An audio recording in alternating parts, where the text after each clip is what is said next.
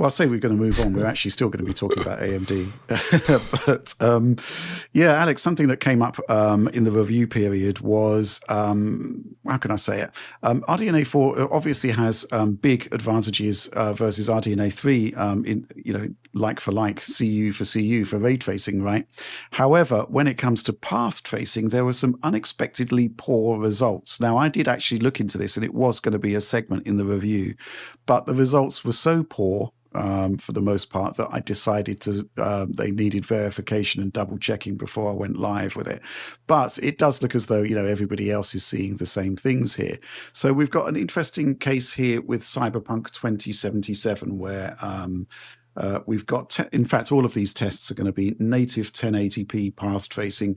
We've turned off its native resolution rendering. We've turned off all sort of vendor-specific technologies that we can to give a like-for-like sort of testing, apples to apples. So this is almost academic in a way, because the concept of native rendering path tracing is kind of nuts. Mm-hmm. But it does show that AMD and RDNA 4 does seem to have specific weaknesses there. I'm just bringing up some statistics here. Yeah, so in Cyberpunk, for example, on path tracing, I've got the RTX 5070 Ti having a 66% advantage over the 9070 XT, which is far in excess of any other gain that NVIDIA has across all of the rest of standard ray tracing benchmarks, right? Meanwhile, the situation is somewhat different. The RX 9070 is beaten out at 22% by the RTX 5070, bearing in mind that's actually a relatively poor NVIDIA GPU. Now, that's the path tracing situation, right? You'll also note in the imagery here that there seems to be some really odd frame pacing issues with both of the NVIDIA cards there. So if we switch over to Psycho RT benchmarks with the RTX and the RX cards there, well, it turns out that the RTX 5070 Ti is only like 18.7% faster, which is, very, very different, right? And the RTX 5070 just 5.7% faster. So Alex, what's going on here? How can we explain this? How can a path tracing result be so very, very different to a ray tracing result? Well, a ray tracing result, at least the ones you're describing right there in Cyberpunk, at least, they're just going to be doing a specific effect against a simplified version of the shading model for each one, versus the path tracing result where they will send out a ray to get an idea of what the indirect lighting is at the spot, and then send out another one from that location to get a second ordinate bounce from there to inform the shading again. And I pretty much would presume that extra level of work from there is not at all within the paradigm of more simplified ray tracing that AMD has put out ever since RDNA 2 came out. The like I described before, the DXR 1.1 model wasn't necessarily designed around doing like full path tracing at all, versus DXR 1.0, which was. So that's probably one of the key differences, just the more randomness, more rays, more spawning from a similar location, more bounces, all that stuff, where maybe some of this falls on its face. Another thing is also that RTX 5070 Ti in that game, in Cyberpunk specifically, will have the benefits, a couple of other benefits that are turned on as soon as path tracing's turned on.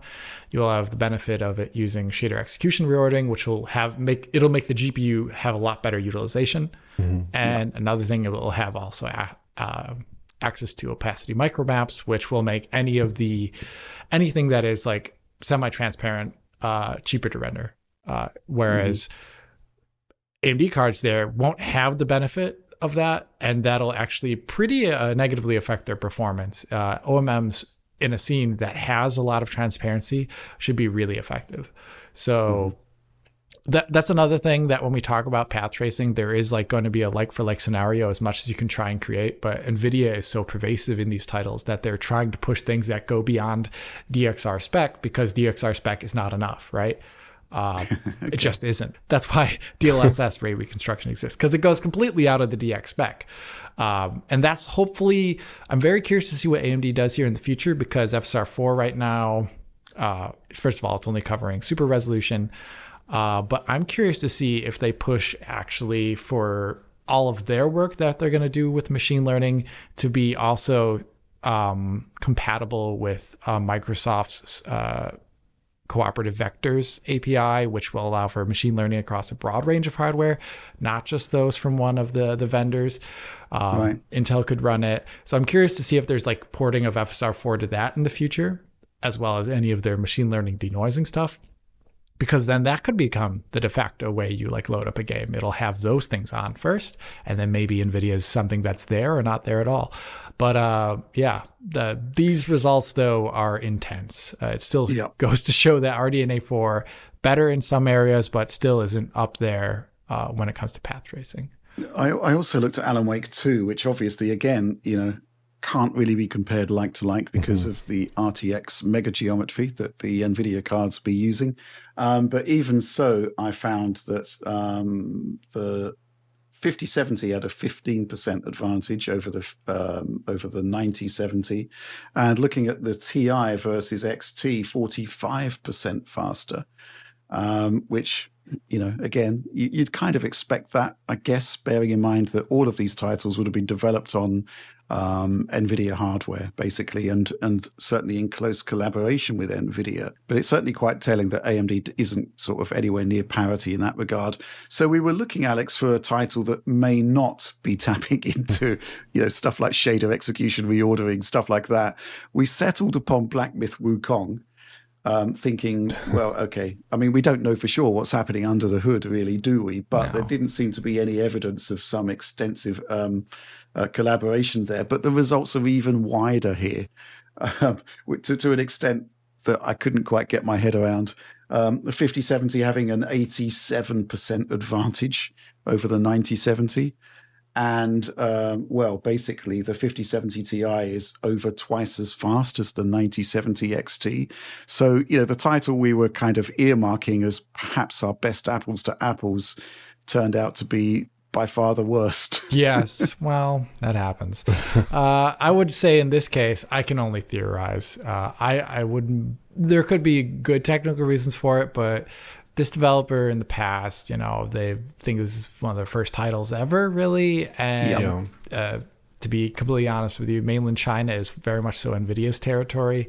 And just the way they handled the console versions, there's a lot where I would say maybe they didn't optimize this for AMD cards really much at all. So, there's probably some reality in there, but there's also, I'd put a little bit of salt. Any thoughts about this, Oliver? No, I mean, it's kind of a hit not having ray reconstruction. It's kind of a hit not having MFG, but then the performance deficit on top of lacking those two technologies, which have proven like pretty important in the NVIDIA side, kind of hurts. I think if they're at like 70 or 80% of the performance of comparable GPUs, otherwise comparable NVIDIA GPUs, that's probably a pretty good effort, considering these are NVIDIA-led, NVIDIA-sponsored titles that have like massively intensive ray tracing demands.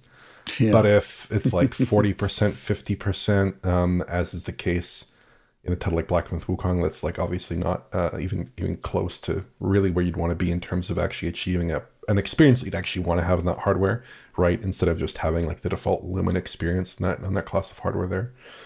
So yeah, it's unfortunate, but I hope future RDNA designs, I guess UDNA designs will improve on this in quite a bit, or hopefully they can improve it a little bit in some more AMD friendly titles there relative to this crop of games, which is not super inspiring. Mm-hmm. So, something that's given me a bit of a chuckle, Alex, is during CES there was, I think we talked about it in the past, Black Myth Wukong 4K native path tracing was shown running at like 27 FPS on a 5090, and everyone thought it was like a nuclear disaster. And here we're looking at, AMD and NVIDIA running at native 1080p, and the 9070 XT is slower than that. Which is quite remarkable, and the NVIDIA results aren't great either, really. It's even so the concept of BMW doing high 20s at native 4K with path tracing is actually quite miraculous.